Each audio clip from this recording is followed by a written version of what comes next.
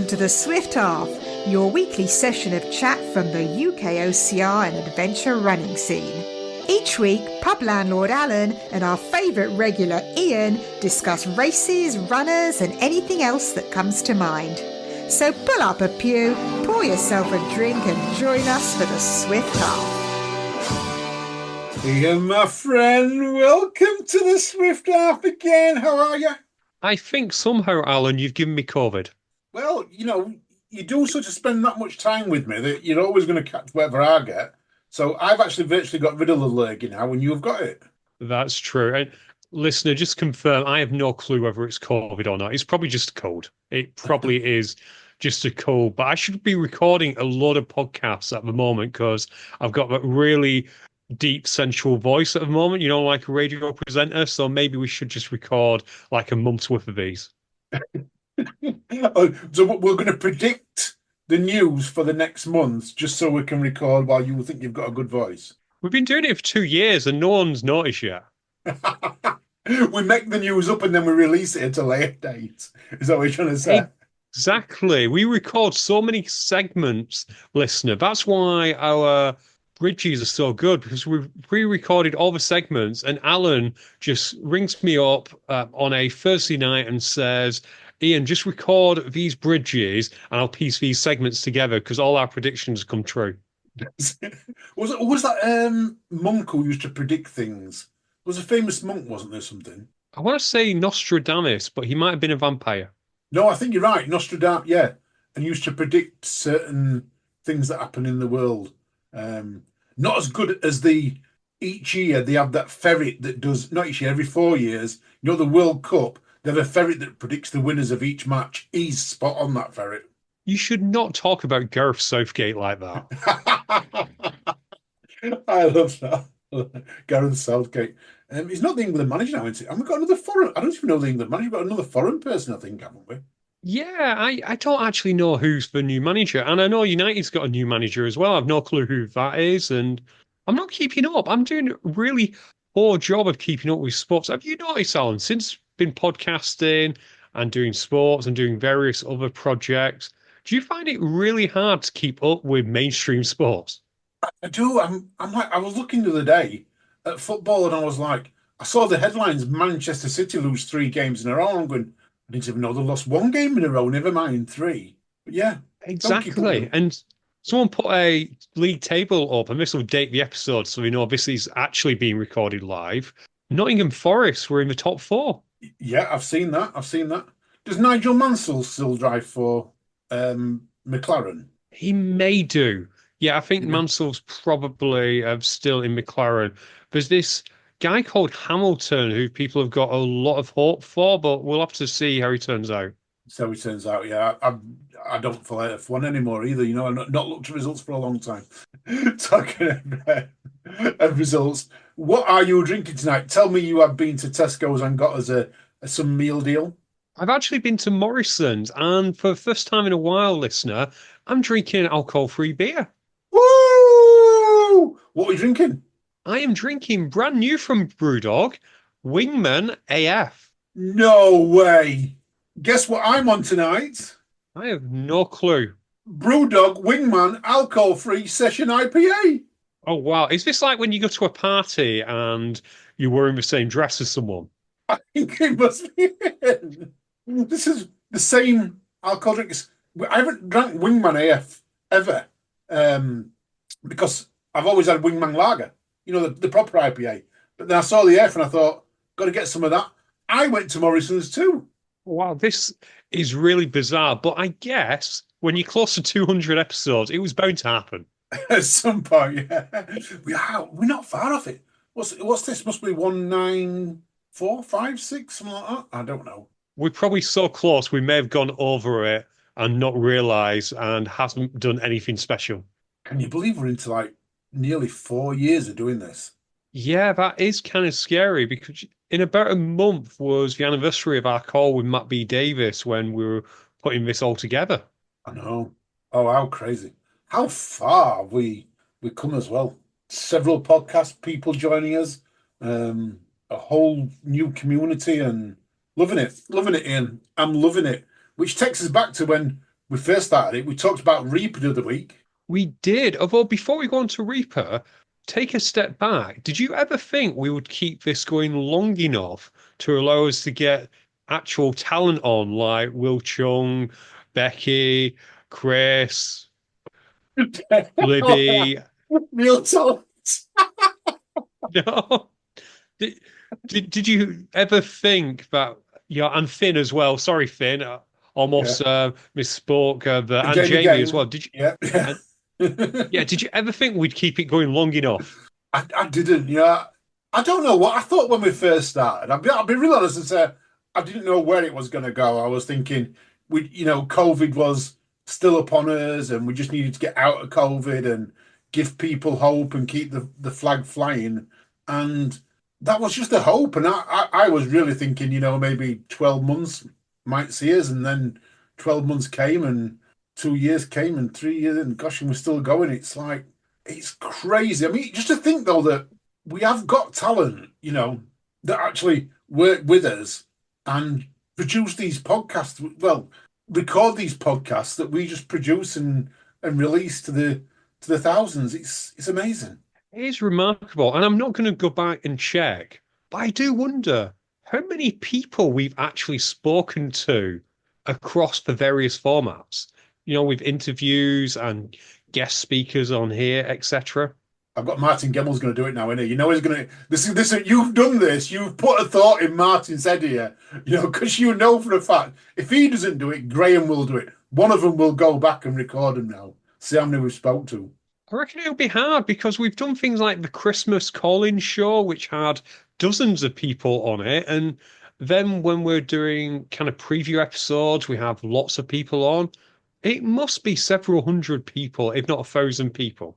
I think we're talking over 1,000. I think we've done over four. We've done probably nearly 400 episodes, I would say, out of all the formats. So the amount of people we have on, I bet we're nearly 1,000 people. That would be my guesstimate. Well, let's just check Apple Podcasts for a second. I don't even know how many episodes we're on, by the way. Let's have a look. UKOCR currently has 437 episodes. So 437 episodes, and half of them we would have had a guest on, at least one guest on half of them. So that's 220 nearly straight away. Some of them would have had 2 or 3 guests on. Yeah, maybe about 600, maybe 750 that I would have thought. But then you're going to add 177 UK HXRs on that as well. And I often have multiple guests. Plus, we have the episodes where we go to races and interview people, Alan. We must get a dozen people on those. Got to be over 1,000 then. Got to be over 1,000. But no, just genuinely curious. It's always good to look back. And I pause your thought about looking back on Reaper, which we started last week. We did. And we've had a couple of pictures put in the pub, haven't we? We have. Will put an absolute cracking picture of you all. You all look so young. I thought this was great. This was me, Will, Kieran, and Carl, all at the top of what was one of the very first early slides. It was a direct slide into one of the muddiest pits I've ever been in. And if I remember rightly, this was probably one of the first runs I ever did for fun. I got there, and Carl and Will and that had gone, come on, let's run for fun. Let's all have a bit of fun and a laugh. And I think it took us about 2 hours to get round, and we played in every obstacle several times and got as muddy as we possibly could. It was amazing. It really was amazing. And that probably one of the best old races I've ever been to for fun. I agree with that. Will's memory was, the mud. The mud there was like no other, wasn't there? The mud. It was a really funny mud because you came out just yellow. It was like I want to say a clay mud, but it was like a dusty mud. You got wet, but then you just dried onto you in this like yellow dust. Memories fade, but was it the same location as Mud 7? Yes, it was. Yeah. And that's why Mud 7 tended to always take you through the lake near the end to try and clean you up. But it never worked for your shoes. I remember it took forever to get that off the feet once you've done. Yes, it did. Great venue. I think it was very expensive to hire out the venue, if I remember rightly, when I spoke to Chris and that used to run it. They told me it was quite expensive to hire that venue out. I can imagine it is. And in terms of looking back, we've looked back. Let's look forward. This weekend, it's World's Toughest Mudder, Alan. Woohoo! Well, toughest mudder this weekend. Loads of people going off. I've seen the post today. Michelle, Sam, Will. I think in an airport in Amsterdam. I think they were. Yeah, I'm hoping they are going to World's Toughest Mudder and they're not just about to do the Amsterdam job, the little requested um, sequel to the Italian job. Can you imagine Will and Michelle and that driving around Amsterdam in minis? Yeah, that would be funny. So that would be absolutely great. Alan, we've given a couple of shout outs there, but as you know, I posted on the Tough Mudders UK Legionnaires group this week, and I just asked who was going there. I made a couple of mistakes with this poll, okay? Okay, what was your mistakes?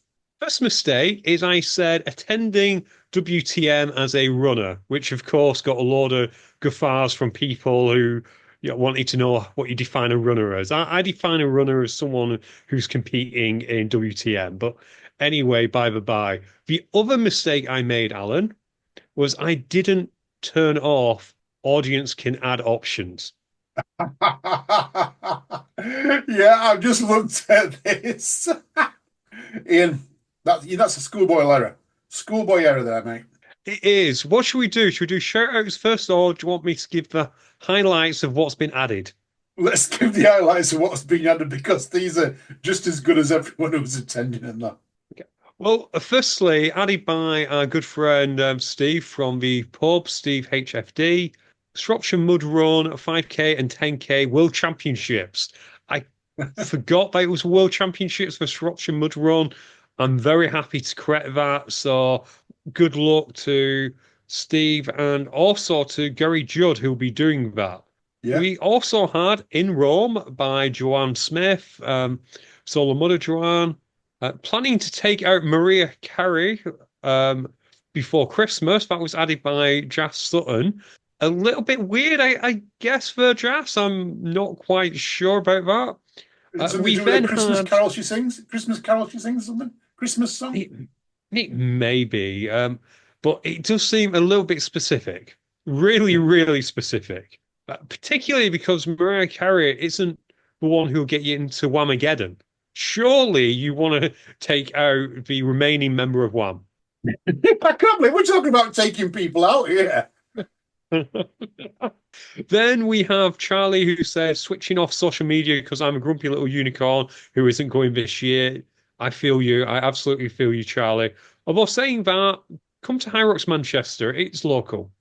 Yes. Then, added by Rachel Hazel, knocking one out, covered in blueberry jam while watching the Great Sewing Bee. I suspect he added this thinking that I wouldn't read it out. But guess what I just did? You've read it out. And Thomas Templeman's joining him. Yeah, that's the most bizarre thing about this. I thought that was a very niche hobby to have, but apparently covering yourself in blueberry jam, watching the Great Sewing Bee and having relations is something people do, I guess. Yeah, interesting. But what have we got running anyway? Let's go to who's running. Right.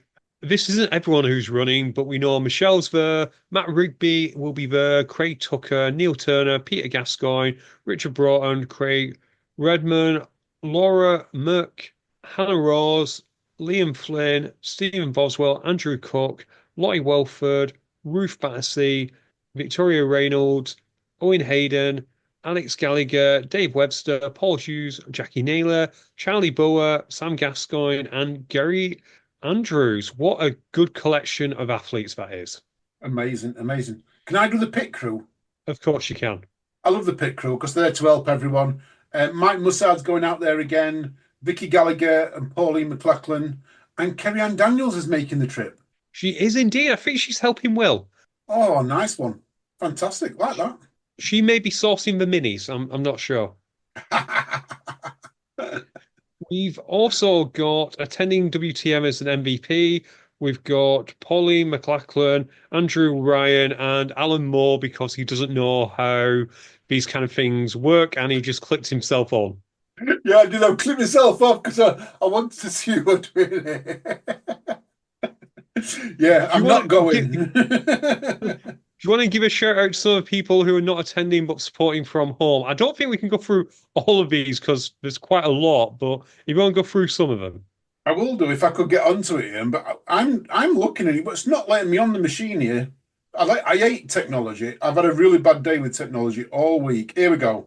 I'll go through them fast. Steve HSD, Ollie Cartledge, Georgina Nichols, Sam Hopper, Andrew Fleet, Ben Griffin, Shane Martin, Alan Sim, Daryl Swain, Kimberly Sim, Zoe Hall, Jack Clough, Nadine Vent, Catherine McCosker, Russell Wheatley, Mike Mudder, Kevin Calder, B. Wood, Kieran Hughes, Andrew Smart, Janine West, Richard Hazel, Keith Jones, Gary Langridge, Justin Eilert, Craig Marsh, Oliver Fry, Christopher Hill, Thomas Marquis, Jennifer Hazel, Andy Weir, Ben McIntyre, Gary Thomas, Claire Norman, Lou Clare, Ian Bennett, Matt Taylor, Bill Weir, Michael Brown, Darren Moe, Debbie Crew, Owen Grufford, Daniel Lister, Matthew Briscoe, Laura Walker, Ian Kane, and Alan Moore.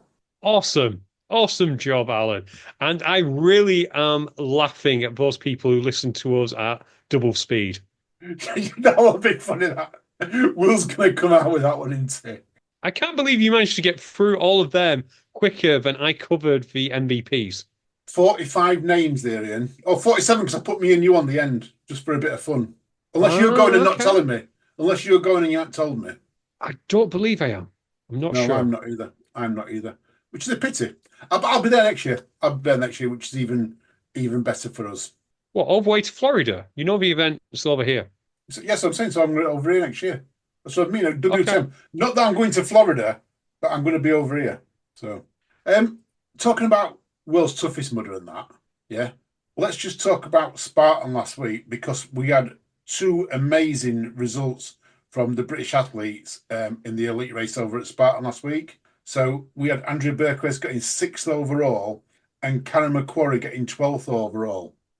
But something I've noticed, Ian, okay, we got Nicole Miracle won it, okay, in a time of 4 hours, 6 minutes, okay. Now we know Andrea's good. Andrea's good.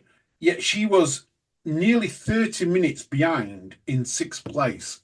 What do we need to get better athletes? Because at minute, there's a bit of a disparity between some of the top athletes, isn't there? You know, like I said, Nicole, but she was like 10 minutes ahead of 2nd place. Then we've got a bit of a gaggle of athletes, which is great. But how do we get someone of Nicole's talent running in OCR on a regular basis? It's a good question, and one that lots of us have thought about. We do have the talent though. It's not like we don't have talent over here. We have John Alban. We have a lot of other good racers. I'm not going to name the rest of them, mainly because I'm going to forget someone if I did. But just look at the UK OCR series. Do I think some of them people could beat Nicole? You know what? Honestly, I do. It may depend on the race, but I reckon some of our better athletes could one day beat Nicole. Yeah, I do. I would love to. I mean, the difference is Nicole is very much a full-time athlete. Am I right in saying that she's a full-time athlete from my understanding? She's got her own business that involves being a PT or an athlete or some kind along those lines. So she's constantly training and constantly running. In the UK, we don't have that level of athlete at this moment in time, do we? Where, you know, we look at, so for the Federica De Carri, she's won the females UK OCR series, probably one of the top, well, is one of the top runners in the UK, but she's not a full-time athlete. You know, she's got a day job. How do we get to that level? How do we get the athletes to become full-time? Is it something that's ingrained in us, or? It's an interesting question, and something that America does better than us is in terms of investment in college athletics. So someone like Nicole, I believe I'd have to just go and check, but I'm fairly sure Nicole was a college athlete. She may have been a college swimmer or a track and field. I'm not completely sure, but she had that level of getting professional training while she was still young, if that makes sense, and that doesn't leave you. Yeah. Whereas a lot of our great OCR athletes are coming to the sport later in life and as a consequence are perhaps figuring it out themselves and don't have that base knowledge. However, what is changing is I think that at the moment the UK has one of the best OCR junior programs in the entire world. We name checked Libby and Finn earlier on, lots of other fine athletes alongside them as well. I'm just giving them the flowers because they appear on our shows, and it's an easy one that people aren't going to criticize me for getting someone. So you've got those athletes, and they're just going to get better and better because they have started young in this sport. And if they keep at it, and to answer the question you asked, Alan, what do we need? Time. Yeah, no, I get that. I get that. Do you think in America, though, where Spartan were offering prize money, it potentially encouraged quality athletes from schools and that maybe, and I don't want to sound disparaging when I say this, they probably weren't up to Olympic level, or going pro and making money out of it that's going to make them live a comfortable life. So they went into PTing and things like that. And then OCR came along and he offered prize money that we'd never seen. And it appealed to athletes that were good, that are good, are good, but they probably weren't up to like the Olympic standard. And we got them athletes in America joining, I'm thinking when, Ryan Atkins, for instance, I know he's from Canada, but absolutely top quality athlete. Hunter, another top quality athlete, not Olympic level athlete, but just underneath that they made a transition into OCR and could make money out of it. That's a fair comment, particularly in America where there was a lot of prize money and swirling around. And yeah, I guess you have to think the 1% athletes are already making the money. And then after that, everyone's kind of amateur. You've got different levels of amateur, don't you? You have amateurs like someone like Hunter. I know technically he's pro because he earns full-time living doing this, but just bear with me. But you've got people like him, and then you've got really amateur like me and you, Alan. Yeah. But what you'd have found is if Hunter had gone and done, I don't know, he's probably a bad example, come to think of it, but if Hunter had done track and field, he'd get accolades, he'd get medals, but he wouldn't get any money. So what attracted athletes, particularly in America's OCR, is you could be a level of athlete where if you went to a track meet, you'd finish 7th or 8th, or you might even win it, but you won't get anything. Whereas OCR, you could make a comfortable living for a couple of years doing it, just based on the prize money people were paying to get people through the door because they thought prize money was the easiest way to get people coming back. And we've seen it with High Rocks now. Yeah, and that's where my point is. If we can, if money can be offered, I think you're going to get a slightly better athlete. And I know UKOCR series we offer prize money. First year this year, next year it's going to be back in again. It's not enough. It's a start, but it's not enough to attract the big athletes. And I think you're right there. What you said about making a living out of it. Amateur footballers who play non-league, they don't play in the top 4 leagues. They can make a living out of it. As in, if they're happy to live off £500 and £600 a week, which is a good wage. You know what I mean? But they're never going to get to the thousands of pounds because they can't play in the big leagues. And I think it's them type of people that we can attract, and it's great if we can attract them, and maybe the one's just a little bit better. I cannot disagree with that, Alan. And of course, this leads to another debate. We're getting really deep today, aren't we? We are. And we're seeing this in High Rocks now, probably for the first time this year, where early adapters are feeling upset, not about prize money, but about World Championship places. Because you remember them early years of OCR Worlds where, yeah, it was hard to get to, and it was an achievement to get to, but then it became harder and harder. And a lot of the early adapters who were perhaps happy to be small fish in a small pond or big fish in a small pond, how the phrase goes, suddenly when a lot of athletes from other sports took on the challenge of doing an OCR, they found it harder and harder to qualify. And some left the sport because What reasons? I'm sure they'll have a different explanation than my explanation of being they didn't like it when they weren't winning. Yeah, yeah, yeah. And I think that's it, isn't it? And I think we're having that now in High Rocks where people are getting upset that it's not easy to qualify for world champs anymore. You basically have to win your age group.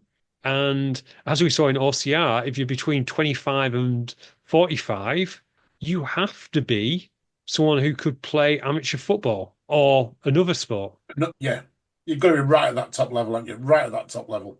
Ian, so we're talking about championships and stuff like that in High Rocks and WTM and everyone else.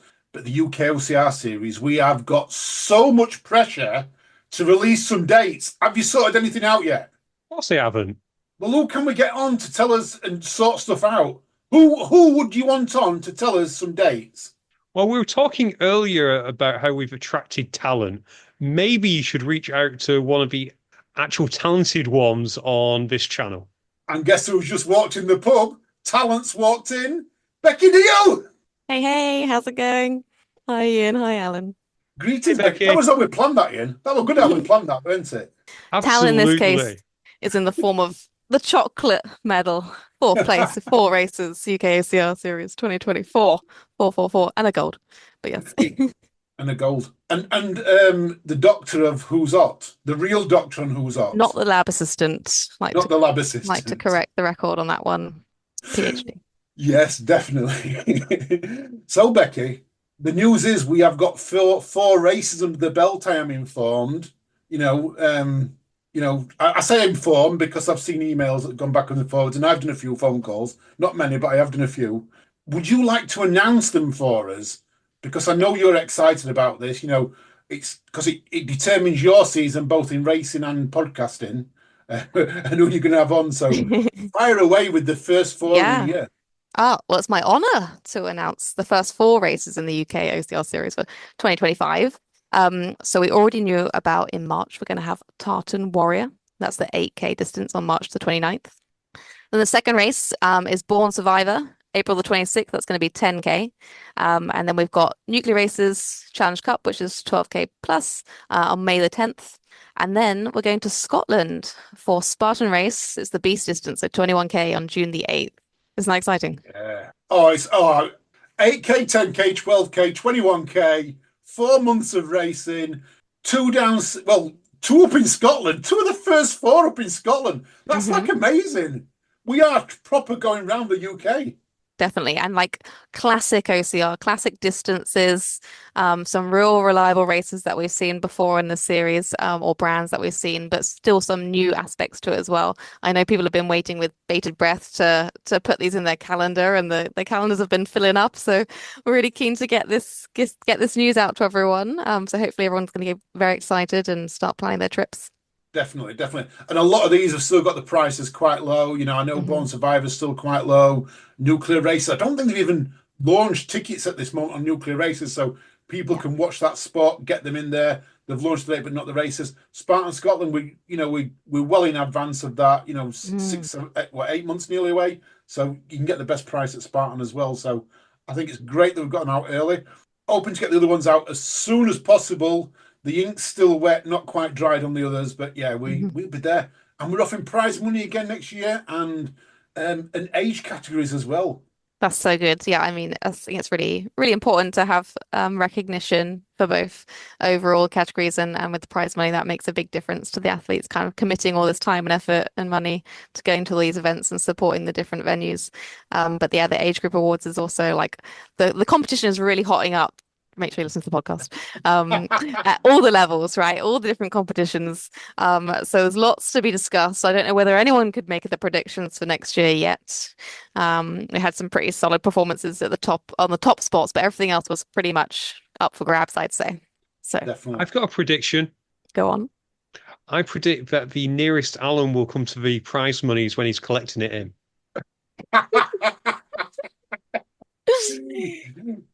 My accountant says to me all of a sudden, he says like, "Oh, that's good. I like all this money coming in." Then when it all goes out, he goes, "Well, where's that gone?" So. Can we just clarify, Alan, on the prize money? I think at the moment, is it targeted at the overall winners? Yeah, so it's only the overall thing. So we don't break it down to masters or anything else, and that'll be exactly the same next year to be announced because we've now got contracts in place, so we know exactly how much the funds are going to be. It is not going to be top three next year. We are open to go down a little bit further down the list, I will say. Awesome. That's really good news. And the same prize money for men and women. We don't differentiate, which is the way to go. Yes, very normal. But yeah, overall being overall men and overall women. Yeah. Yes. Yeah. Cool. Now there is some new news, Becky, that we wanted to grab you on as well. So we actually, coerced you into the announcing the season for talent, but there's something else happening in the world of OCR Important and pentathlon and things like that. What's happening? Yeah, so I mean, as you know, my role is chair of the technical committee. So I'm on the board for British Obstacle Sports. And our mission is to ensure that everyone can enjoy the endless possibilities of obstacle sports. And we're trying to protect that, especially in the UK with our work towards the recognition from the sports councils. And we're on our way to do that with all our membership, which we're hoping to complete sort of in the next few months. And that's going really well. We've got a lot of volunteers on board, but we wanted to kind of address what's going on at more of an international level with the UIPM. So that's the world governing body for modern pentathlon. And they have their annual congress, which is a meeting essentially, where they can vote on things.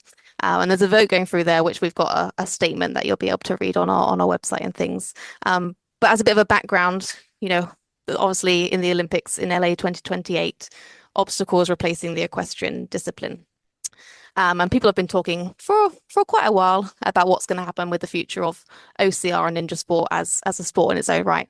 And lots of people have different opinions on that, whether it should be competitive, whether it should be competitive at Olympic level, whether it's more than that. And at British Obstacle Sports, we definitely think there's, a lot of different avenues. We just talked about the UK OCR series, and that isn't what it looks like in terms of modern pentathlon. And we want to maintain all of those things. We don't want it to become too standardized. We want to make sure it is kind of endless and that we have new ideas and we can support all these different types and styles of racing for different people. But people have been kind of looking and watching at what's happening at an international level, and there is an MOU, memorandum of understanding between UIPM and World Obstacle, so the world governing bodies for modern pentathlon and also the world governing bodies for OCR and ninja sport. And so they've been sort of open to ideas and integration at a world level for some time. And it's possible, it's open to possibility that could happen in the future. And at like a international level, when we go as British Obstacle Sports to all these international competitions, to all these meetings and congresses with World Obstacle, we make sure that our voices are heard as national federations about what we want for the sport, right? So that doesn't necessarily mean we want to only become OCR as in what's in modern pentathlon. We want to protect all the different parts of OCR. So in August this year, we had our own World Congress in Costa Rica, actually. I was there, and also our CEO of British Obstacle Sports. We attended that meeting and made sure that essentially there was a process or like a timeline, a process, and a system whereby if there was going to be a formal integration at world level, that the national federations would be able to feed into that, would be able to vote on that and be on like a clear understanding of what that looked like. And of course, at a national level, we're still looking for recognition by the sports councils. We haven't finished that yet. We don't actually have recognition as a sport. We don't receive funding from the sports councils yet, but we will hopefully do very soon. The issue is if one of these motions goes through, which is essentially saying that there would be a merger now, sooner rather than later, if this vote is passed at the Modern Pentathlon World Congress, then basically what it says in that motion is that UIPM would be governing OCR and Ninja as standalone sports, not just the part that's in Modern Pentathlon, like at the moment. So we're sort of stop you there, Becky. Yeah, so we can get back into this. So because people are going to be throwing questions, I can see people. Yes, minds there's a lot of words. Yeah, there's a lot on software. So I'm going to ask a question first. So we're talking about UIPM's Congress, and they are using the language that they are saying to their members we are going to be in charge of obstacle sports racing. Not what you're saying, not what World Obstacle's saying. Hmm. It's what UIPM is saying to their members, and they're going to vote on this. Yeah, and it's unclear whether that's like really intentional, whether it's just a case of the wording or an oversight or poor language. But as it reads, that's what they're voting on. Yeah, and we'd like to say that's we don't support that. And Yeah. yeah. No, we don't support it either. Yeah. We don't support it. Ian, you don't support it, do you? But it's the recognition that we're doing at a national level is really important because we're not in such a strong position. If we're not recognized by our national, government from the sports councils, then we're in a weaker position. So I think it's like vital that we continue to have like the support of the community for British obstacle sports to govern ninja sport and OCR in the UK. We don't govern adventure racing, and that is also included in UIPM's motion, but we already don't do that in the UK. There's a separate group, and there's a lot of history there as well. Can I take a step back? I think Alan probably clarified this, but for thick people like myself, just going back down the rabbit hole, because of course James came on at one stage when I may have been a little bit hopping mad about this. Perish the thought of me being annoyed at anything that Ian Adamson and World Obstacle does. That never happens. But as it was explained to us, yes, the idea eventually is this integration, providing it works for all of us. Yeah. And British Obstacles Constitution is very clear that for GB Pentathlon or anybody to take us over, we have to kind of vote for it. Is that correct? Yeah, we've got lots of mechanisms within our constitution, so that our members can decide our actions, and then as a national federation, we should have that at world level as well. But you've seen us as British Obstacle Sports have been trying to develop the sprint versions, the 100 meters. We've been open to improving this side of OCR, and giving away for some of the ninja athletes to compete in more competitions that aren't just ninja, but like it's kind of like the crossover in that sprint activity. So we've been open to like developing that side of the sport, yes. But yeah, the constitution is for our members. Okay. So yeah, we have at the moment that kind of security valve, that idea. This would effectively override that based on the language used. And as you said, it could be clumsy language, but based on the language used, this no longer becomes, hey, the OCR guys, we really want to work with you. Please, can you vote to join us? To, yeah, we've decided we're now controlling OCR worldwide, including the UK. Good luck, GB Pentathlon. Well, I mean, what it would say is that there's two world governing bodies trying to govern the same thing, which isn't possible. You can't have influence over the rules and the sport if there's two people trying to do that. Just like you couldn't do that at a national level. So we already have like a strategic alliance. We've outlined a partnership basically with Pentathlon GB. So at a national level, we aren't at risk of this. We've agreed that, yes, we'll do us and you do you for a bit. We've got even a technical subcommittee for the 100 meters, which has both kind of parties on it. But yeah. Okay, no, that kind of makes sense. Hopefully it's clumsy language, because there's one way of annoying a lot of people is telling them what to do. And I suspect every single person listening to this show probably doesn't like being told what to do. So if people who got rid of show jumping, decide, oh, actually, we're in charge of you, they probably won't react very well. So I fully support Boss's motion in this. Alan, I think I know what's going to happen here. Go on. Next year, we will have the World Championships, and we'll also have the UIPM Obstacle World Championship to add to our calendar. To your list of championships? Why not?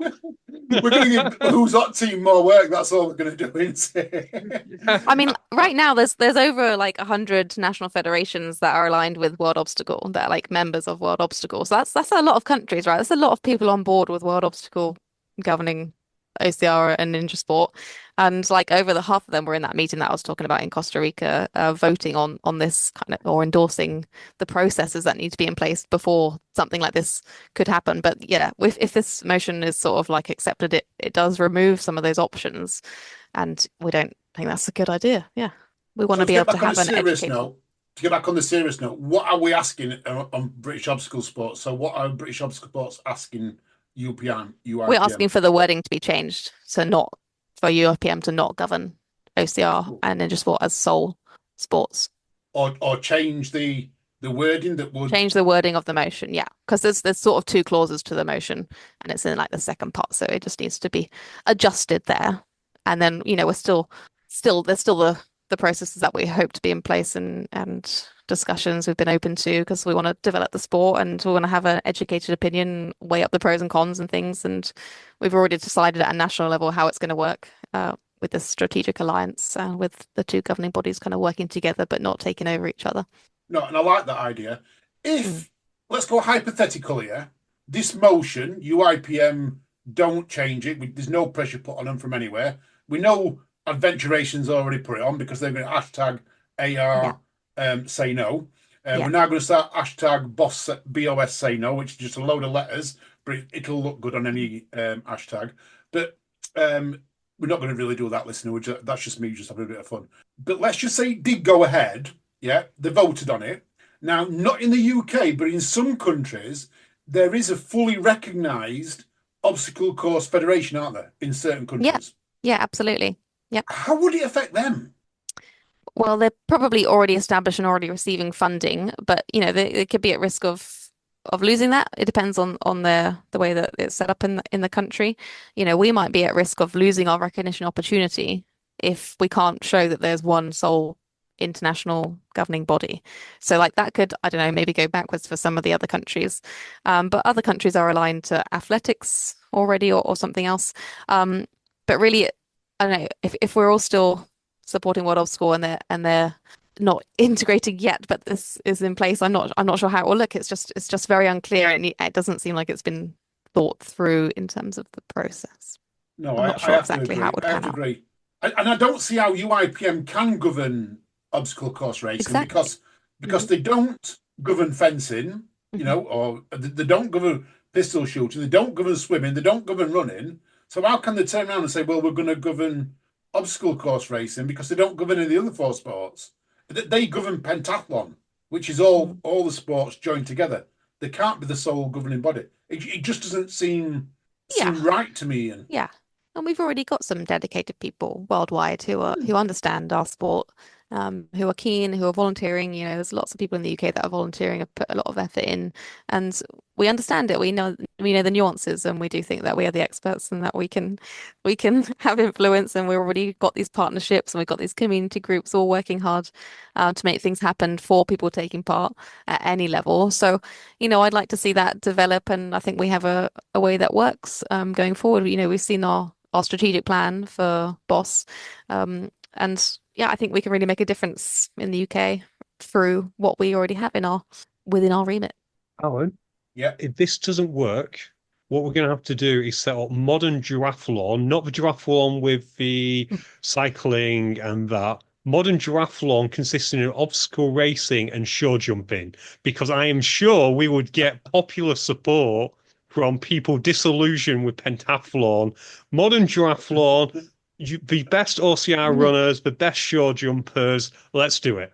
We could even do where they actually do OCR, climb on a horse, do a few jumping, get back off, and then do the horse show jumping on foot. Double OCR and show jumping all together. Perfect. Absolutely perfect. What shoes would you wear? That's my question to you. Oh, that's a good question. What shoes would my horse wear? Would my horse wear? Innovate going into horse footwear. That would be classic.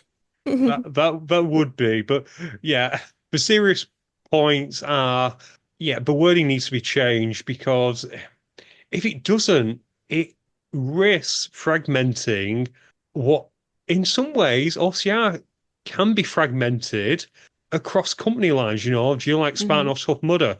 Well, they're owned by the same people. Yeah, but even so, And yeah, this just isn't a good look. I hope it's clumsy wording because Yeah. of translation issues. Becky, do you want to finish with anything? If anyone has any questions, I'm happy to talk about it or explain anytime. So there's Becky, and she's gone. Any questions, they can reach out to us. Like I say, hit us up. We can pass them on to Becky, can't we? Absolutely. Like you say, there were parts in there where we kind of liven the mood, but it is a serious topic. We don't really want to lose control. As we've often said, if the membership decide that moving forward with a full integration with pentathlon is the right way, we'll support it. We support democracy, whatever the wind blows, and despite our own personal misgivings. Correct, Alan? 100%, Ian. 100%. While we're talking about Boss, can I just talk about the breaking news that happened this week with the adaptive athlete scheme? Of course you can, Alan. So they have launched what they call Limitless, and basically what this is, it's over a year. So over 365 days, how many kilometers can you complete? I'll try and break it down. It's on our website. It's on ukocr.com. But basically, if you do a race and you cover 5 kilometers in that race, if it's down as a 5 kilometer race, you get 5 points.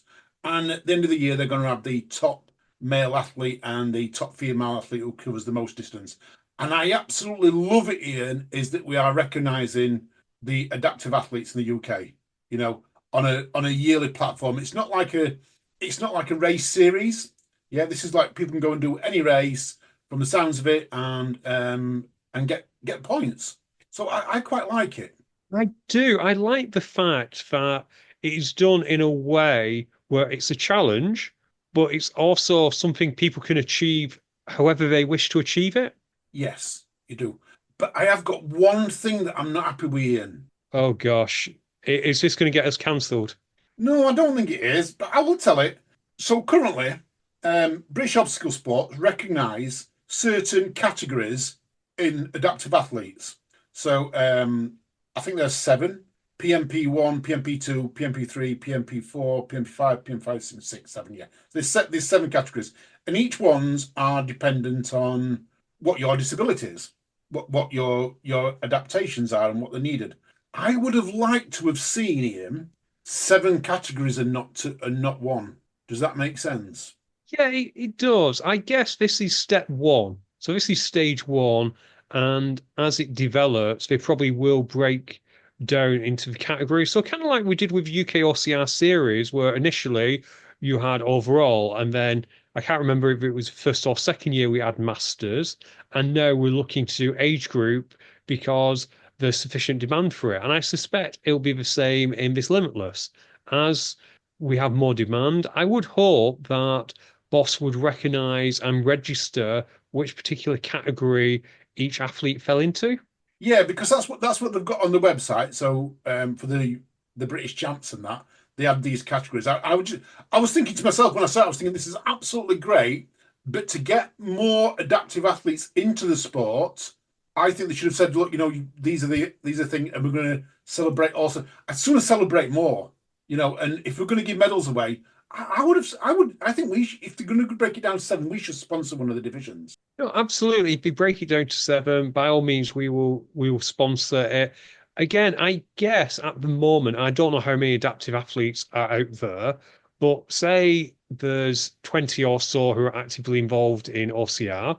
Say there's only 1 or 2 in a certain category, that might not encourage people within that category to compete. Whereas if it's just collected as adaptive athletes and you see 20 names there, you're thinking, oh, wow, I can do this too. Yeah, okay. Yes, I can see both sides of that now. Yeah, okay, I get that. Yeah, I get that. I can do that. I'm an adaptive athlete, and that maybe have a list of everyone, but then recognise individuals like we're going to do with the series in 2025. We have the overall list, and then recognise age groups. I agree, Alan. And in respect of recognizing people, obviously at the moment, it's not OCR heavy. We've got WTM this week. We've got the World Championships at Shropshire Mud Run. So good luck to everyone taking on that. But we did have nuclear fallout this past weekend, Alan. Should I go through the results? Fire away, Ian. Fire away. Give us some results from nuclear. It looked good. So in the Fallout 7K, Male, I'm not actually aware of any of these athletes, and you're going to tell me that they've actually been on Who's Hot every single week. But in the 7K male, we had Drew Smith Watkins taking the victory. We then had Harry Bright and we had James Peatham. Okay. No ring bells there, but that's good. I like it when people don't ring bells. Exactly. In the female, we had Michaela Illy, which is a name I am familiar with. Yes. I'm fairly sure she's done races before. We then had in second place Lindy Sutton and third place Kirsty Rockenbauer. So well done to them. We then had the Fallout 14K, and these names you may be familiar with, Alan. So taking the victory in the male, we had Leo Brimicombe. Oh, well done, Leo. Great result. Then in second place, we had Ramunas Wikis, Oh, Ramona's up on the podium. and he beat third place Louis Stevens by a mere 14 seconds. Oh, and Louis fast. He is. In the female category, Tamar Barkley took first place. Well done, Tamar. In second place, we had Mia Thomas, and in third place, we had Rochelle Shepherd. So well done to everyone who took part in nuclear races last weekend. I was going to say it was probably cool, but it was kind of mild, if I remember rightly. I think it was mild this last week, or it was mild up north last week. It's mild at the moment up here all the time, apart from tonight. I went to my conservatory. It was very cold tonight. Yeah, it is a bit chilly tonight, but apparently this weekend when High Rocks Manchester's on, once again on the Saturday, we have sun. We should have High Rocks in Manchester every weekend because it's the only time I get sun. It's planned for some. Do you think IROC's actually imported? They're that big now that they actually just import this big ball of flame and hang it over Manchester for the weekend? They may do. That might be something that they do, to be fair. Speaking of which, it is High Rocks Manchester this weekend. Check out Fitness Racing Podcast for a preview episode. The map is out. We didn't put that in the preview episode, mainly because of recording, scheduling issues, because it typically came out about 12 hours after we'd recorded, because High Rocks always do that. 12 hours after recording, about 8 hours after Alan had edited it all together. So we're not messing with it. I will say, Alan, looking at the map, there's a couple of slight differences, but it's not too dissimilar to what we took on. Okay. The differences are one, the start is at the top of the hall this time. You know how it's traditionally been at the bottom of the hall near the toilets? Oh yeah, yeah. They've shifted the whole event down a bit. So now the running track goes basically past where you were warming up last time, and the start shoots at the top, which is probably a good idea because we found it even at our race when we did the pro doubles. There were so many fans and spectators and people just wandering around in that area who were kind of distracting me and you from not warming up. Yeah, exactly. I think everyone just wanted to come and talk to you, Ian. You were like getting dragged left, right, and centre. It was strange for me that no one knew me, or very few people, but everyone knew you. It's funny. I get the opposite when it comes to OCRs. Obviously, some people do know me because of this show, but of course, you're known by everyone at OCR because you're a legend and a first rounder in the Hall of Fame. If we ever think of doing a Hall of Fame. No, you're making me blush now. You're making me blush. So we've got that upcoming. Check out at uk.hxr this weekend. We'll probably do some live streaming on the subject to internet, of course, as we found out, Alan, that internet. Yes, that Becky. But we talk about live stream. I got the video. I promised last week I would get the High Rocks video up of Birmingham, and it went up this week. It absolutely did. So well done, Alan. I do like putting it on YouTube because it is kind of timeless. Even if we only get 3 watches, and even if them 3 watches are you checking the quality, at least then we can go back and tell people because stuff on Instagram, it might not last forever. Exactly, and that's why we have to use something like YouTube, just so it is there forever, so people can watch it. And even if it's not the greatest quality, because we're using it in our phones or whatever, rather than big fancy cameras that they get on BBC, but it's there for people to see. We're spreading the word. Exactly. And there is occasionally good commentary, when Mike Nolan does it, but otherwise it will be me, and it's okay. But talking about timeless, we've been talking about these four squares, haven't we? We talked about the four squares last week when it came to OCR being the kit bricks, etc. We did. Dawn Jollies has put on for fitness racing female four squares. And should I read these out? Go on. Built for athletes backpack, Right. Like that. braids, Braids. Oh, yeah. Yeah, a lot of athletes wear braids. Voxy shorts. I have no clue what Voxy shorts are. Someone's going to have to help me out. No, don't know what Vox shorts are. Are they short shorts or like tight fitting shorts? I have no clue, but Dawn, please let us know what Voxy shorts are. And the final thing, caffeine addiction, which is great because if you need your caffeine hit in the middle of a fitness race, go on to caffeinebullet.com, I believe. Use code UKOCR, get 20% discount, and you help the show out. I like that. What a lead up here. What a lead up to an advert that we don't advert. Exactly. Alan, is there anything else on the notes that we need to go through before we start to wrap this up? I think we're absolutely. Oh, we have got to talk about, first of all, Strava. We've got to finish on Strava.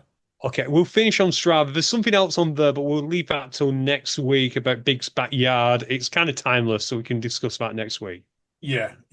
But this week, there has been a world record broken, Ian, on Strava.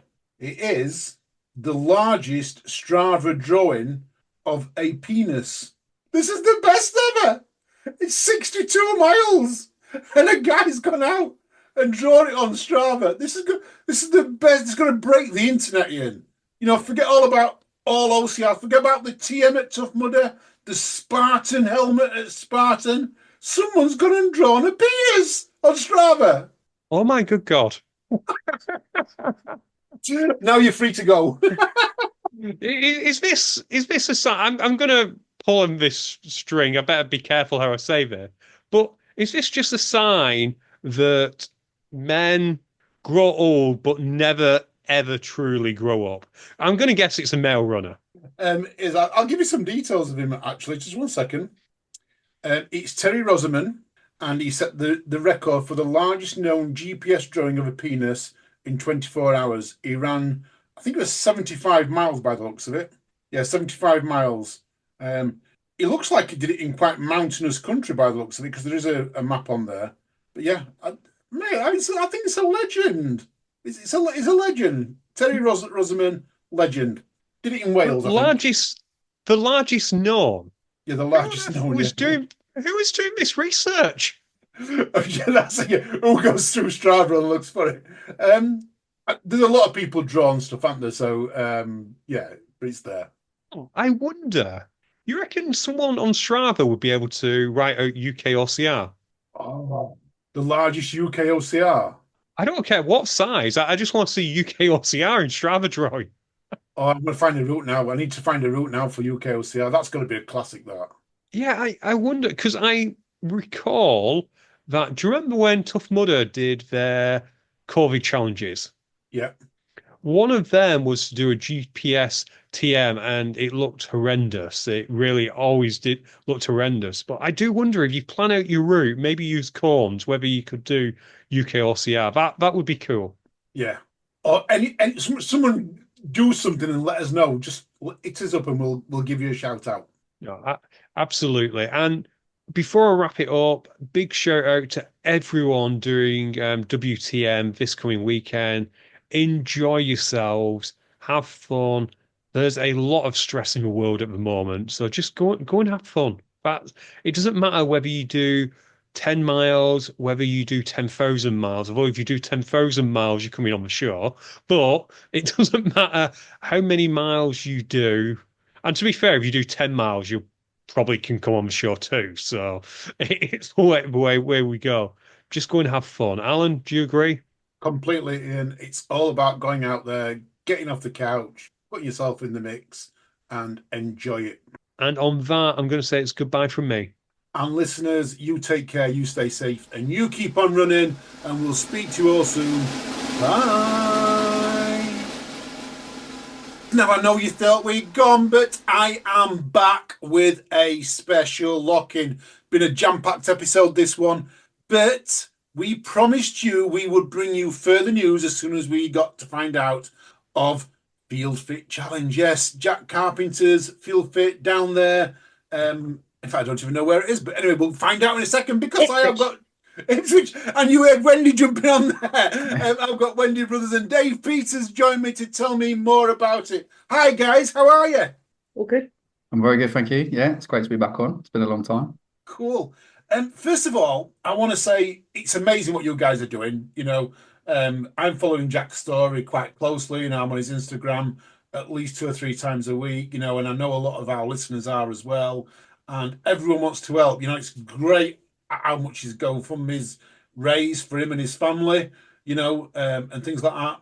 It was sad news when we heard that, Field Fit's closing. I was like, oh no. But we're going to go with a bit of a bang, aren't we, guys? Yeah, absolutely. Yeah, Wendy's been great on this as well. Like, it's really helping to pull this together. Wendy, I'll let you do the little intro on that, I suppose. So we're doing a bit of a farewell to Field Fit, a last event that we can all get together and celebrate what Jack has done with the field and all the things that have happened down there, the amazing obstacles and the community around it. So yes, it's basically a going out with a party rather than too sad. Awesome. Now, I know when I mentioned it last week, I never said the date. What's the date, Wendy? Remind me what the date is. It is the 14th of December, Saturday. 14th December. Yes, it's an amazing. It's the weekend after Fit Fest. Yes. So all the people who are at 100 metre can come down the following weekend to the other end of the country, go east to Ipswich. Awesome. And what do you expect, Dave? Because you're going to be RD on the day, am I right in saying you're going to be race director on the day? Yeah, so there's a little group of us sort of planning it together, and there's definitely a team effort pulling together. But yeah, I'm kind of been RD on it, if you like. So we'll put the bones of the planning together and try and take some of the load in terms of the planning and the running of the day itself. Wendy, Ramunis, there's lots of the team that are all involved in this as well. So it's a good team effort for sure. But yeah, I'll be heading down there. We're looking to set it as it's a challenge. Probably the best way to describe it is like Wendy said, it's definitely a challenge. It's accessible to everybody. So we encourage you to come and get involved. It's not necessarily competitive to the point of winners and losers. It's very much about everyone's going to work as hard as they possibly can. It's a sickener style event where it's kind of push on and try and make it through to the end. Some of it will be solo, some of it will be in teams, some will be in pairs. And it will very much be celebrating all things obstacle and fitness, and trying to really pull the best of what Jack's got down there and what he's managed to do over the years and try and make the best of it for one big final challenge. So yeah, all in round, all encompassing all areas of fitness and obstacles, and it'll be a good challenge for everyone, and we'll make sure that the way that it runs is accessible to as many people as possible as well. We're also going to have a little junior version afterwards later on, so we'll be doing 2 events effectively in one day, I suppose. Fantastic. So what we're saying, it's not a race, because I think I said race last week. It's not going to be a race. It's not over a set distance. Is it like 2, 3, 4 hours long? Out roughly how long we're looking at? Yeah, we're looking probably up to 3 hours. I think that's the realistic time frames for people to expect. I don't want to give all the details away because half of the challenge is not knowing necessarily all of the details. So it's definitely about, can you make it through to the end? People can come and get involved for an hour. They can try and make it all the way through. That's very much what the challenge is about. Can you get through it? You will have to pull together as a team on certain sections, and then there's certain sections you'll have to really dig deep yourself individually.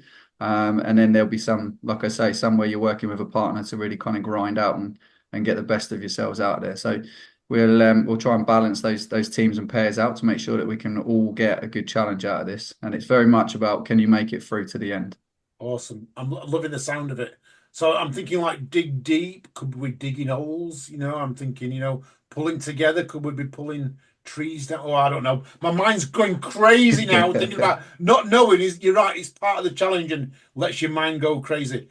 Wendy, how do people sign up to this? Because I know it's not like like you sign up to a platform like Active or Enduco. How do people sign up to it? So it's a fundraiser. So what we're asking is that people make a donation to Jack's fundraiser, which is J Crushing Cancer. It's on Instagram, and if people could make a donation, we're asking for £30 for an adult, 20 for a child, and obviously if you're able to donate some more, that would be great.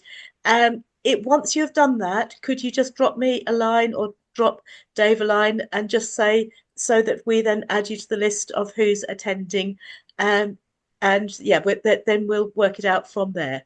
Perfect. I'm loving it. I'm absolutely loving it. It's going to be a great event, and that.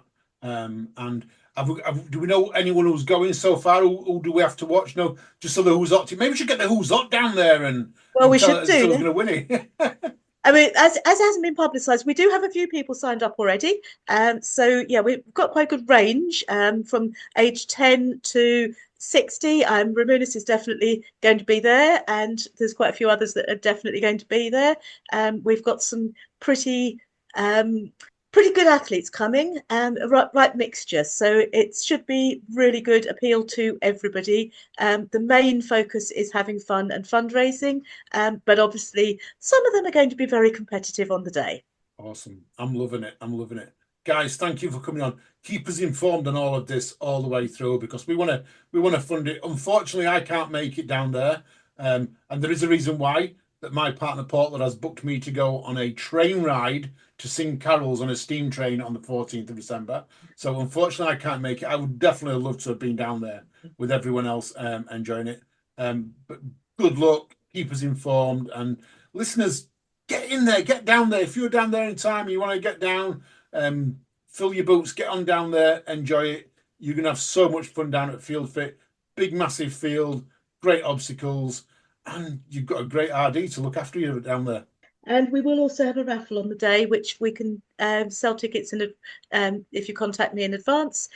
So that's something we'll do a bit more promotion of a little bit further down the line. There'll be a lot of fun involved in this, Alan. It'll be a great day. So I really encourage people to come along. We're really excited about it. I'm loving it, mate. I'm absolutely loving it. It sounds great. Like I said, I wish I could come. I'd have loved to have been down there and everything else. And all the best to Jack as well, because this is all for him and his family. So all the best to Jack and his family if he's listening to this. As thoughts are with you all along, mate, and we're supporting you. And we want you there for years to come with us. Thank you very much. Thank you, Alan. Cheers, guys. Thank you. Thanks, mate. Listeners, once again, you take care, you stay safe, and we'll speak to you all soon. Bye.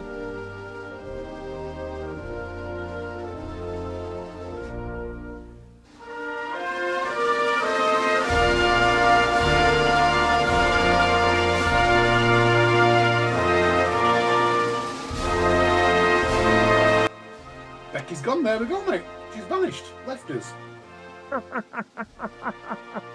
Oh well. It was good. Do you want to just start that? Do you want to start that section again?